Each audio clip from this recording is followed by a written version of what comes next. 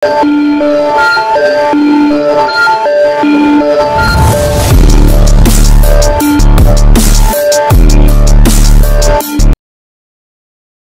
kota Chu, rumah Chu Yuhou. Itulah situasinya. Di Chu Yu cukup tidak berdaya. Di antara 13 cabang keluarga kerajaan, hanya 7 markuises kelas 1 dari keluarga kerajaan yang memiliki kuota pejabat tamu. Saya telah pergi ke semuanya, tetapi saya tidak bisa bernegosiasi dengan mereka sama sekali. Luo Feng mendengarkan, tersenyum dan berterima kasih. Saudara Chu Yuhou, terima kasih. Saya tahu 13 cabang keluarga kerajaan, dan beberapa dari mereka tidak memiliki hubungan yang baik. Tamu saya adalah orang bijak Agung Luohi. Bahkan jika mereka memiliki sikap yang buruk, mereka tidak berani menggunakan kekerasan. Di Chu Yu berkata sambil tersenyum, namun, mereka enggan menggunakan kuota tamu untuk misi tingkat surga sebelumnya. Kuota tamu ini memang sangat sulit. Luo Feng mengangguk. Dilihat dari kontak di Chu Yu sebelumnya, itu sangat merepotkan. Para adipati kelas 1 dari keluarga kerajaan paling peduli dengan jalur kultivasi mereka sendiri. Di Chu Yu berkata sambil berpikir, setelah misi surgawi ini, misi penting berikutnya mungkin ribuan tahun kemudian. Saudara Luohi akan menjadi Raja Dewa dalam waktu singkat, dan tidak akan dapat berpartisipasi dalam kompetisi di alam kekacauan di masa depan. Dapat dimengerti bahwa mereka tidak mau setuju. Sulit bagi saya untuk membantu mereka. Luo Feng mengangguk. Dalam pemerintahan negara kuno Yan Feng, lebih dari 99% urusan ditangani oleh markuises kelas 1 dari 13 keluarga kerajaan. Hanya hal-hal yang benar-benar penting yang ditangani oleh Raja Dewa. Raja Dewa tidak berani menggertak yang lemah dan membunuh markuises kelas 1 dari keluarga kerajaan. Jika mereka berani melakukannya, saya khawatir Kaisar negara kuno Yan Feng akan mengambil tindakan. Markuis kelas 1 dari keluarga kerajaan adalah elit inti yang dibudidayakan oleh keluarga kerajaan. Negara kuno Yan Feng tidak peduli dengan pertarungan antara level yang sama. Bisakah penggertak besar yang kecil? Jangan pernah mengizinkannya. Jadi bagaimana jika Luo Feng menjadi Raja Ilahi? Seberapa besar bantuan seorang Raja Ilahi yang tak terkalahkan di tingkat pertama wilayahnya kepada markuis kelas 1 dari keluarga kerajaan? Selain memilih pejabat tamu dari keluarga kerajaan, apakah ada cara lain? Luo Feng bertanya. Menurut aturan keluarga kerajaan kita, markuis kelas 1 dari keluarga kerajaan memilih pejabat tamu Kies Realm, dan Raja Dewa kerajaan memilih pejabat tamu Raja Dewa. Di Chu Yu berkata, pada saat yang sama, Kaisar kontemporer dapat membuat pengecualian dan langsung memilih beberapa pejabat tamu. Kaisar kontemporer? Luo Feng menggelengkan kepalanya sedikit. Tidak perlu mencapai tingkat kaisar untuk masalah sekecil itu. Jika leluhur berbicara, itu pasti tidak akan sulit. Kata Di Chu Yu. Biarkan aku memikirkannya. Luo Feng berdiri. Dengan kepribadiannya, dia tidak mau merepotkan tuannya Di Chu dengan mudah. Awalnya, bagaimanapun, saya baru saja memasuki alam kekacauan, jadi saya tidak terlalu cemas. Saya akan menunggu sampai saya menjadi Raja Ilahi, dan kemudian memikirkan cara. Menjadi pejabat tamu bukan satu-satunya cara untuk menemukan warisan. Bahkan jika Anda seorang pejabat tamu, Anda tidak harus berada di negara kuno Yan Feng. Tidak terburu-buru. Banyak pikiran melintas di benak orang suci Agung Luo Feng. Ibu kota Chu, kediaman Chu Yinghou. Chu Yinghou, sumber daya yang dia peroleh dalam misi tingkat surga terakhir secara alami sangat besar. Selain itu, dia dipuji oleh Kaisar Qing sendiri dan sangat dihormati sebagai keturunan elit kerajaan. Kaisar Qing adalah yang paling transenden di antara 13 kaisar keluarga kerajaan. Pujiannya di depan umum membuat beberapa dewa bersedia berteman dengan Chu Yinghou. Tuanku, Luohi memang menginginkan posisi resmi tamu. Markuis Chu Yu baru-baru ini mengunjungi banyak tempat di 13 keluarga kerajaan dan mencari beberapa markuise kelas 1 dari keluarga kerajaan. Saya mendengar bahwa mereka semua ditolak. Seorang pelayan berkata dengan hormat. Kuota resmi tamu? Mata Chu Yinghou dingin. Untuk siapa kamu menginginkan kuotanya? Kudengar dia adalah pendatang baru di alam kekacauan. Menurut intelijen, Dewa Sejati Abadi, Yuan, di rumah Gua Luohi baru saja mencapai alam kekacauan baru-baru ini, kata pelayan itu. Chu Yinghou tersenyum, pelayan lamanya Luo Sa telah mencapai alam kekacauan, dan dia tidak pernah berpikir untuk mencari posisi tamu untuk pelayan tua itu. Sebaliknya, begitu Yuan menerobos, dia segera mencoba mencari posisi. Tampaknya di hati Luo He, yang paling penting adalah, Yuan, ini. Oke, kamu bisa turun sekarang. Chu Yinghou memerintahkan. Iya. Pelayan segera mundur dengan hormat. Chu Yinghou melihat ke kejauhan. Saya telah berada dalam pengasingan begitu lama, dan tepat setelah saya keluar dari pengasingan, saya mendengar berita ini. Chu Yinghou tersenyum, sepertinya Luo He dan aku memang ditakdirkan untuk bersama. Chu Yinghou memiliki akumulasi alam terdalam di antara 7 markuise kelas 1. Dengan bantuan sumber daya besar dari misi surgawi kelas 1, dia telah memahami cabang-cabang jalan besar selama ratusan zaman, dan dia baru saja keluar dari retret. Setelah keluar dari pengasingan, saya mengetahui tentang pencarian Luo He untuk posisi resmi tamu. Saya baru saja menyadari cabang dao besar. Alam semesta kecilku belum berubah, dan tubuh ilahiku belum berubah. Atas nama keluarga kerajaan, saya masih markuis kelas 1 dari keluarga kerajaan. Chu Yinghou berpikir, jika saya menggunakan otoritas saya dan memberikan beberapa kontribusi kerajaan, saya dapat melamar posisi resmi tamu lainnya.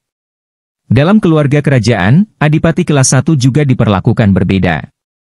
Para markuise kelas 1 yang melampaui alam kekacauan bahkan bisa mendapatkan kesempatan untuk memasuki tanah harta karun yang ditinggalkan oleh Yuan secara gratis. Sejak Chu Yinghou terlihat oleh Kaisar Qing, otoritasnya telah sangat ditingkatkan. Begitu aku menerobos, aku akan menjadi Raja Ilahi. Saya harus memikirkan masa depan. Ada keberadaan tak terkalahkan yang bisa menjadi Raja Ilahi tingkat pertama tanpa mengandalkan kekuatan eksternal. Hanya ada segelintir orang seperti itu di seluruh benua asal. Chu Yinghou tahu betul betapa besarnya potensi Luo He. Setelah mengambil keputusan, Chu Yinghou keluar sendirian. Dia terbang di atas ibu kota Chu dan segera tiba dengan tenang di depan gua Luo He. Chu Yinghou berdiri di luar gerbang Luo He Cafe Menshan. Pergi dan sampaikan pesannya. Chu Yinghou memandang penjaga di pintu, katakan saja bahwa Markuis Chu Ying ada di sini untuk mengunjungi orang bijak agung Luo He. Chu Yinghou. Kedua penjaga di pintu terkejut. Dia datang sendirian tanpa pelayan? Salah satu penjaga segera berlari kembali untuk menyampaikan pesan itu. Chu Yinghou sedang menunggu di pintu. Chu Yinghou. Luo Feng juga tiba di pintu, dan dia cukup penasaran. Sebagian besar orang kuat akan langsung mengirimkan pesan, tetapi Chu Yinghou ini sangat sopan dan meminta penjaga di pintu untuk menyampaikan pesan. Orang bijak agung Luo He. Chu Yinghou memandang Luo Feng dan tersenyum, saya datang ke sini kali ini untuk membahas kuota resmi tamu. Mata Luo Feng berbinar. Sepertinya ada peluang perbaikan setelah mendengar ini. Silahkan. Luo Feng segera memimpin. Di dalam paviliun penyambutan. Kedua belah pihak duduk, Luo Feng secara pribadi membantu menuangkan anggur, dan bertanya, menurut apa yang dikatakan Chu Yinghou, apakah Anda tahu tentang kuota resmi tamu? Chu Yinghou mengangguk, semua markuise kelas 1 dari 13 cabang keluarga kerajaan telah bersaing satu sama lain, dan sumber daya mereka berbeda. Luo Feng mengangguk. Saya kebetulan adalah salah satu markuise kelas 1 yang lebih baik di keluarga kerajaan, jadi saya memiliki otoritas. Chu Yinghou memandang Luo Feng, saya dapat menemukan cara untuk melamar posisi pejabat tamu lainnya. Luo Feng sangat senang. Sulit untuk mendapatkan posisi pejabat tamu. Katakan saja apa yang kamu butuhkan dariku. Kata Luo Feng. Meskipun dia tidak banyak berurusan dengan Chu Yinghou, dia harus mengakui bahwa sikap Chu Yinghou saja adalah yang paling luar biasa di antara 7 markuise kelas 1 dari garis keturunan Chu. 6 lainnya secara alami menundukkan kepala di depan Chu Yinghou, karena dalam kompetisi jangka panjang, Chu Yinghou selalu jauh di depan. Dalam misi tingkat surga terakhir, jika Luo Feng tidak campur tangan, Chu Yinghou akan jauh di depan dalam ketiga subtugas tersebut. Bahkan jika Luo Feng turun tangan, Chu Yinghou masih akan menjadi yang pertama di peringkat akhir. Itu hanya kuota. Chu Yinghou tersenyum dan berkata, saya datang ke sini hari ini untuk berteman dengan saudara Luo He. Luo Feng telah belajar selama beberapa hari terakhir bahwa meskipun Chu Yinghou memiliki status khusus, dia harus membayar harga untuk mengajukan kuota lain. Ini karena aturan keluarga kerajaan selalu seperti ini, dan sumber daya apapun di luar kuota gratis harus ditukar dengan pahala. Saudara Cuing, terima kasih. Luo Feng berkata, saya akan mengingat persahabatan ini. Cuing Hou mengangguk.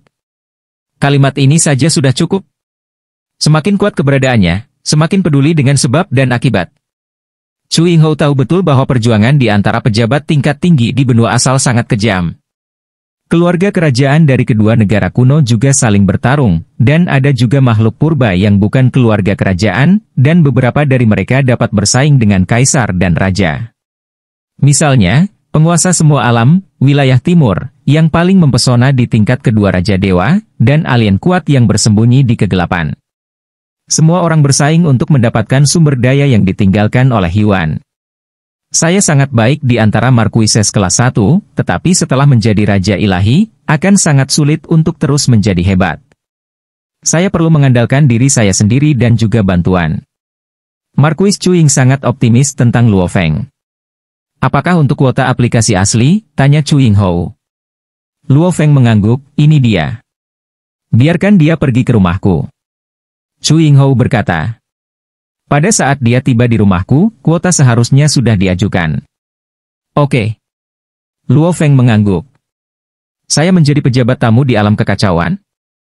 Yuan baru saja menerobos dan tubuh ilahinya masih tumbuh. Dia dalam pengasingan untuk mengkonsolidasikan kekuatannya, tetapi dipanggil langsung oleh Luo Feng. Luo Feng berkata, jika Anda menjadi tamu negara kuno Yan Feng, Anda bisa langsung mendapatkan 100.000 pahala. Kemudian Anda bisa pergi ke Heritage Hall dan memilih warisan yang paling Anda butuhkan. Anda juga dapat perlahan-lahan mengumpulkan pahala dengan imbalan sumber daya di masa depan. Setelah tinggal di kerajaan Chu begitu lama, saya tahu betul betapa berharganya posisi tamu. Banyak orang alam kekacauan telah berkeliaran di negara kuno Yan Feng, bersedia bekerja untuk Markuises kelas 1 dari keluarga kerajaan, hanya untuk merencanakan suatu tempat. Bukankah mudah untuk mendapatkan posisi ini? Yuan bertanya. Segera pergi ke rumah Cuing Hou. Cuing Hou akan bertemu denganmu nanti. Luo Feng berkata, jangan mengajukan pertanyaan lagi. Yuan mengangguk tanpa mengatakan apa-apa lagi. Oke. Dia segera berangkat dan menuju ke rumah Cuing Hou. Luo Feng memperhatikan Yuan pergi dan tersenyum. Akhirnya diatur. Luo Feng juga menghela nafas lega. Pilar lain dari umat manusia, Yuan, juga menjadi pejabat tamu. Dengan warisan dan sumber daya yang sesuai, dia percaya bahwa jalan ke depan akan jauh lebih mulus. Cuing Hou menangani semuanya dengan sangat baik. Pada hari yang sama, dia menjadi pejabat tamu alam kekacauan. Dia juga pergi ke Heritage Hall dan memilih warisan yang diinginkan. Ketika berita ini menyebar, beberapa pembudidaya alam kekacauan di kota Chu marah. Mereka telah mencoba segala cara yang mungkin untuk mendapatkan tempat, tetapi sekarang pembudidaya alam kekacauan baru mendapat tempat secara langsung. Tapi di balik pendatang baru di alam kekacauan ini adalah Sage Agung Luo He dan Markuis Cuing, jadi mereka hanya bisa mengeluh. Tidak lama kemudian, Cuing Hou juga menerobos dan menjadi Raja Ilahi. Ini adalah Raja Dewa keempat dari keluarga kerajaan Kaisar Chu, yang menyebabkan kegembiraan besar. Pada perjamuan Raja Dewa yang diselenggarakan oleh Kaisar Chu, Luo Feng secara pribadi pergi untuk mengucapkan selamat kepadanya dengan hadiah. Setelah Kaisar Cuing menjadi Raja Ilahi, Luo Feng juga mengasingkan, berkonsentrasi pada kultivasinya tanpa gangguan. Waktu berlalu dari hari ke hari. Efek cairan pemurni jiwa akhirnya memudar, dan efek buah roh kristal Hunyuan masih sedikit sisa. Bentuk dunia 10 arah. Luo Feng duduk bersila di menara bintang, menatap kosong pada beberapa bahan di depannya. Dia berkonsentrasi untuk memahami bentuk dunia 10 arah yang sangat sulit, dan tidak menuntut bahwa dia harus memahaminya di alam kekacauan. Bahkan jika dia gagal, itu juga semacam penempaan pemahamannya. Tetapi pada saat ini, bentuk dunia 10 arah, lengkap benar-benar terbentuk di benak Luo Feng. Aku mengetahuinya. Luo Feng bergumam. Terkadang, kejutan datang begitu tiba-tiba. Luo Feng melihat materi dunia 10 arah di depannya. Mayat kumbang sisik emas diberikan kepadanya oleh tuannya Kaisar Chu. Bahan biologis lainnya diperoleh dari dunia yang dia jaga. Bentuk dunia 10 arah yang saya sadari berbeda dari mereka. Luo Feng sedikit kagum. Bahan-bahan dari bentuk dunia 10 arah ini berasal dari makhluk yang berbeda, jadi tentu saja ada beberapa perbedaan. Lalu bahan apa yang harus saya pilih untuk membangun bentuk ini? Luo Feng merenung. Menurut deskripsi warisan, bentuk kehidupan dunia, hanya bentuk dunia 10 arah. Formulir, hanya setengah selesai. Kita masih perlu mempelajari asal-usul materi dan mencari tahu materi yang cocok untuk bentuk dunia 10 arah. Hanya dengan menggabungkan keduanya kita dapat membentuk bentuk kehidupan yang kuat. Bagi mereka yang hanya memahami jalan besar asal-usul kehidupan, seperti leluhur alam salju, bentuk kehidupan mereka tidak kurang dari bentuk dunia 10 arah. Tetapi karena mereka dipadatkan dengan kekuatan ilahi murni, kekuatan mereka jauh lebih lemah. Luo Feng masih bisa menirunya dengan kemampuan tak terlihat dan tanpa bentuknya. Cobalah. Luo Feng mencoba berubah. Itu mengambil bentuk dunia 10 arah sebagai fondasinya dan menggunakan bahan makhluk garis keturunan Hunyuan sebagai referensi untuk perubahan. Hua. Kekuatan ilahi yang tak terhitung jumlahnya berubah. Bentuk sebelumnya paling banyak 180 triliun partikel. Tapi bentuk dunia 10 arah adalah dunianya sendiri, tanpa batasan apapun. Luo Feng memahami ini setelah memahami warisan. Secara teoritis, selama seseorang dapat mengendalikan jiwa dan pikiran dan kemauannya sendiri, bentuk kehidupan di 10 arah dunia bisa sangat besar. Segera, Luo Feng mengacu pada 7 bahan dan berubah menjadi 7 klon. Ketujuh zat ini semuanya sangat cocok untuk bentuk dunia 10 arah. Dalam hal kompatibilitas, Raja Binatang Gunung Perak memiliki tingkat kompatibilitas tertinggi. Luo Feng yakin setelah hanya sedikit perasaan. Faktanya, ini adalah makhluk bentuk dunia 10 arah yang dibiarkan dan direproduksi secara alami oleh garis keturunan Hunyuan. Tentu saja, komposisi material mereka lebih sempurna. Perubahan. Luo Feng mulai berubah, kekuatan ilahinya terus. Konversi. Seiring dengan meningkatnya jumlah transformasi, Luo Feng menjadi lebih terampil, tetapi masih membutuhkan waktu hampir setengah hari di benua asal untuk sepenuhnya mengubah tubuh dewa. Tubuh ilahi telah benar-benar berubah, tetapi saya masih bisa mengendalikan jiwa dan kemauan mental saya. Di menara bintang yang sudah besar dan megah, Luo Feng merasa cukup santai. Jiwa itu seperti pasukan. Semakin besar jiwa, semakin besar jumlah pasukan. Kehendak pikiran seperti komandan pasukan. Komandan yang kuat dapat membuat pasukan meledak dengan kekuatan tempur super. Dan juga bisa melemahkan tentara. Untuk mengendalikan tubuh yang kuat, jiwa dan kemauan mental semuanya penting. Terus akumulasi. Pada saat ini, alam semesta kecil yang jauh di kampung halamannya terus-menerus mentransmisikan kekuatan ilahi ke ruang kacau di tubuhnya. Di ruang yang kacau, kekuatan ilahi juga terus-menerus berubah menjadi kekuatan dunia 10 arah, membiarkan dirinya terus tumbuh. Ketika seseorang mencapai level ini, ukuran tubuh tergantung pada jalannya sendiri. Luo Feng mengerti ini. Para raja dewa sangat mementingkan tubuh ilahi yang tak terbatas karena mewakili fondasi. Ukuran alam semesta kecil tergantung pada yayasan. Tubuh Dewa Luo Feng yang sempurna, alam semesta kecilnya adalah yang terbesar yang diizinkan oleh aturan tertinggi. Adapun tubuh ilahi yang tak terbatas, alam semesta kecil juga lebih rendah. Jika itu adalah tubuh ilahi yang lebih lemah, alam semesta kecil akan lebih kecil. Ruang kacau, yang sesuai dalam tubuh juga akan jauh lebih kecil ketika berevolusi menjadi alam semesta kecil di masa depan, dan jiwa yang dipelihara secara alami juga akan lebih kecil. Fondasi menentukan ukuran alam semesta kecil, fondasi tubuh ilahi, dan fondasi jiwa. Tentu saja, fondasi tubuh ilahi dan fondasi jiwa dapat diubah melalui latihan. Jika Anda berlatih jalan jiwa, Anda secara alami dapat memperkuat jiwa Anda, tetapi jalan ini sulit. 99% Raja Ilahi adalah jiwa yang tumbuh secara alami. Jika fondasi tubuh ilahi ingin berubah, ia juga membutuhkan untuk mengolah tubuh fisik, asal-usul kehidupan adalah yang terbaik. Misalnya, nenek moyang alam salju, semua sungai dan kepingan salju di seluruh alam salju adalah bagian dari tubuhnya. Hanya setelah berlatih sampai titik ini, seseorang dapat mulai melampaui fondasi tubuh ilahi. Luo Feng merasa bahwa setelah tubuh dewa benar-benar berubah, kekuatan tak terlihat berkumpul di ruang kacau. Sebagai tubuh dewa yang sempurna, ruang kacau Luo Feng cukup luas dan cukup kuat. Pada saat ini, ruang yang kacau mulai secara alami menghasilkan dunia saat kekuatan tak terlihat berkumpul. Dunia batin berikutnya, di dunia alam. Ubah. Ini adalah bentuk kehidupan dunia.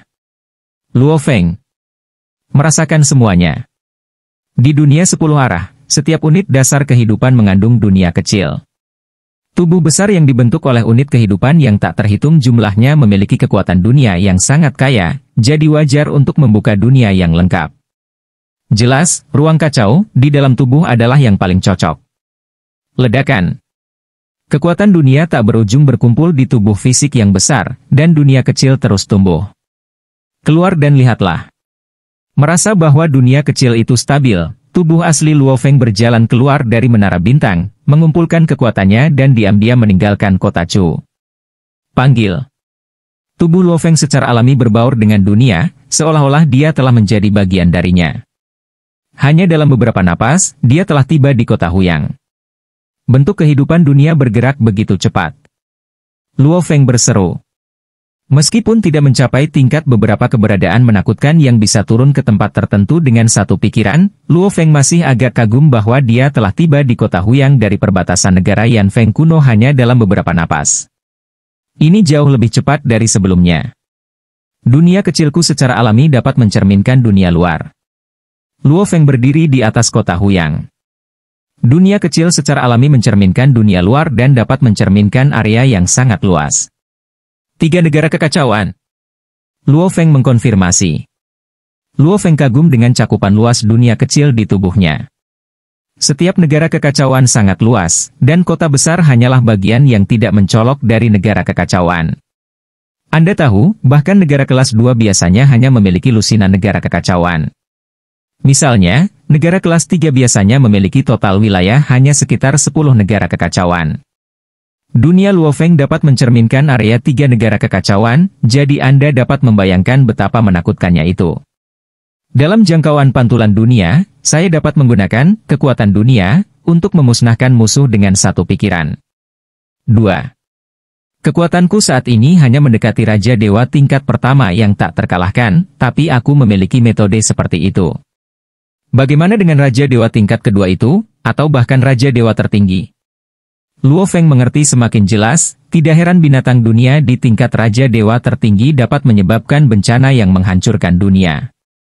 Tingkat pertama dari alam Raja Ilahi tak terkalahkan dan juga diam-diam dianggap sebagai penguasa benua asal.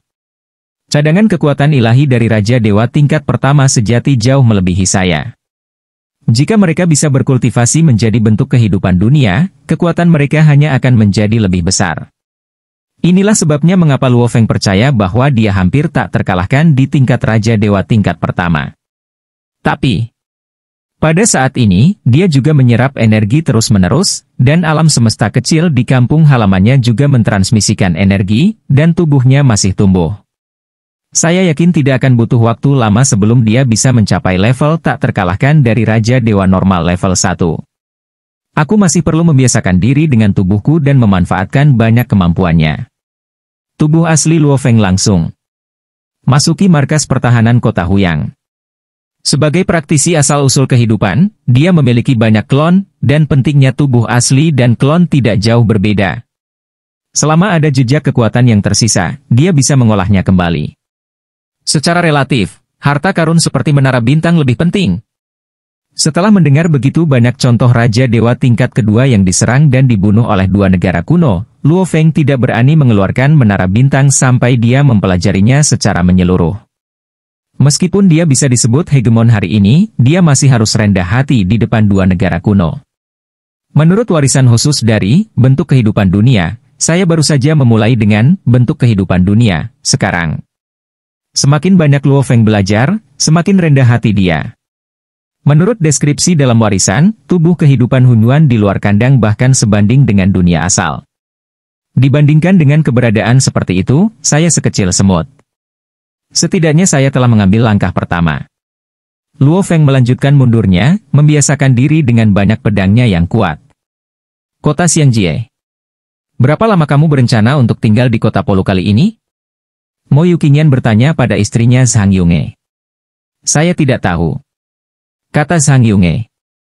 Tidak tahu? Mo Yuqingyan tercengang. Zhang Yunge menjelaskan, saya punya kesempatan. Merupakan kehormatan besar bagi saya untuk menyembah tuannya, Dewa Raja Polu. Kesempatan? Tentu saja saya harus memanfaatkan kesempatan dan pergi ke Gunung Polu untuk berlatih. Hanya dengan berlatih di Gunung Polu saya dapat memiliki kesempatan untuk sering menerima bimbingan dari guru. Jika saya tinggal di kota Xiangjie, kapan saya bisa mendapatkan bimbingan? Bukan itu yang saya maksud. Mo Yuqingyan berkata, saya memegang posisi penting di kota Xiangjie, saya tidak bisa pergi untuk waktu yang lama.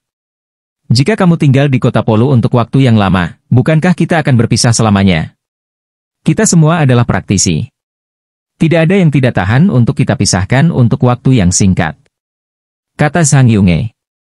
Atau, kamu bisa menyimpan inkarnasi kekuatan ilahi untuk kompetisi. Kata Mo Yuqingyan. Latihan membutuhkan konsentrasi dan bukan gangguan. Zhang Yunge berkata, ketika saya merasa sudah waktunya untuk kembali, saya akan kembali. Mo Yuqingyan memandang Zhang Yunge, merasa tidak bahagia, inkarnasi ilahiku akan menemanimu ke sana. Di Gunung Polu, kamu, inkarnasi kekuatan ilahi, telah menemaniku sepanjang waktu. Seperti apa itu?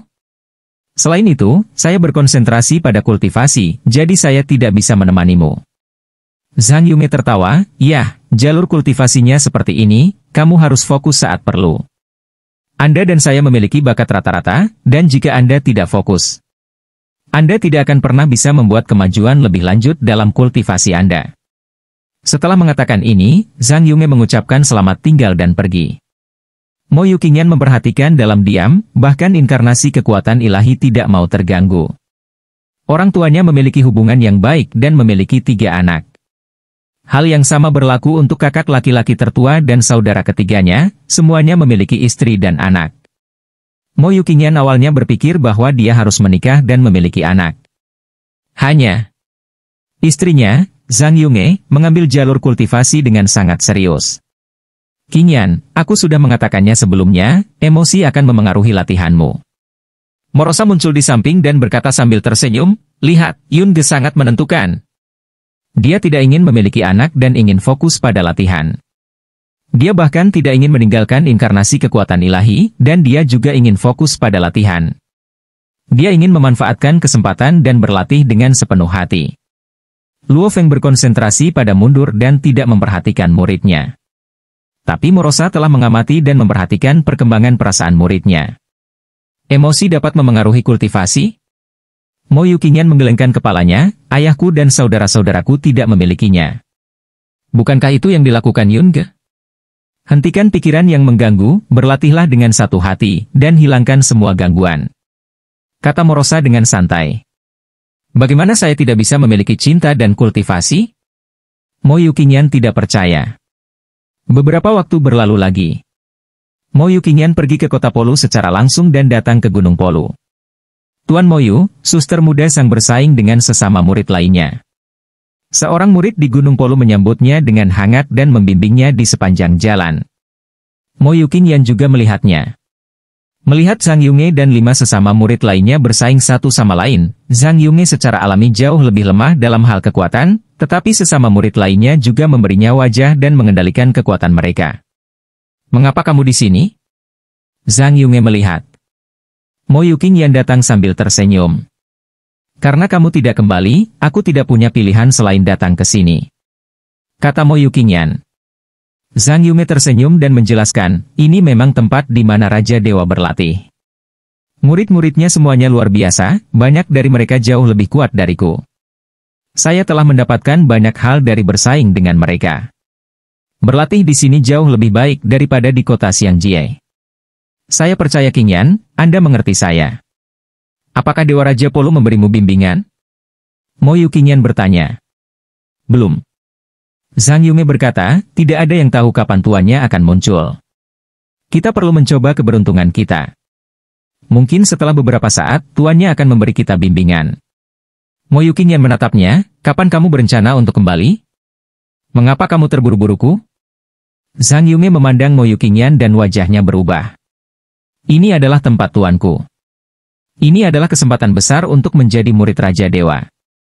Mengapa kamu menghalangi kesempatanku? Saya datang ke sini hanya untuk memastikan.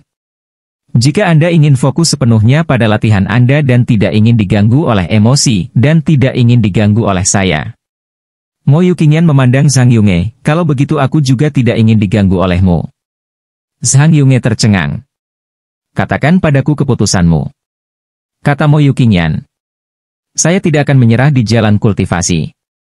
Zhang Yunge memandang Mo Yuqingyan dan berkata dengan tenang, ini adalah kesempatan terbesar untuk kultivasi yang pernah saya miliki sejak saya lahir. Tidak ada yang bisa menghentikanku, Qingyan, kamu harus tahu pilihanku. Aku juga menebaknya, tapi aku hanya ingin jawaban yang jelas. Mo Yuqingyan berbalik dan pergi, itu saja, mari kita berpisah sekarang. Zhang Yunge melihat Mo Yuqingyan pergi tetapi tidak mengatakan apa-apa untuk mencoba menahannya. Praktisi harus berkumpul bila perlu dan bubar bila perlu. Pada hari-hari biasa sebelumnya, Mo Yuqingyan adalah tujuan yang bagus. Tapi sekarang dia adalah murid Raja Dewa, dan itu adalah jalan yang lebih dia gigih. Emosi hanya akan memengaruhiku. Zhang Yunge berpikir dalam hati dan berbalik untuk berjalan menuju sesama muridnya. Tuan. Morosa mengirimkan pesan secara telepati. Luo Feng tenggelam dalam studi tentang bentuk kehidupan dan menjawab, Morosa, apa yang terjadi? Tuan, Anda bahkan tidak peduli dengan murid Anda. Muridmu telah benar-benar putus dengan Zhang Yunge itu. Kata Morosa dengan penuh semangat. Putus? Luo Feng terkejut. Sebagai seorang master, saya memang tidak terlalu bertanggung jawab. Saya hanya bertemu Zhang Yunge beberapa kali. Saya sudah merasa ada yang tidak beres untuk waktu yang lama. Qingyan tersiksa olehnya dan pikirannya dalam kekacauan. Kali ini saya pergi ke Gunung Polu dan menemukan bahwa itu seperti yang saya harapkan. Mereka benar-benar putus. Morosa berkata dengan gembira, ini istirahat yang baik, istirahat yang baik. Ini hanya sedikit ujian emosional. Luo Feng tersenyum dan tidak menganggapnya terlalu serius.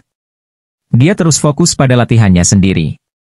Latihan saya berada pada saat kritis. Kamu harus lebih khawatir tentang urusan Qingyan. Oke, serahkan semuanya padaku. Morosa tidak perlu menghabiskan waktu untuk kultivasi dan sangat bosan, jadi dia secara alami tetap memperhatikan Mo Yuqingyan.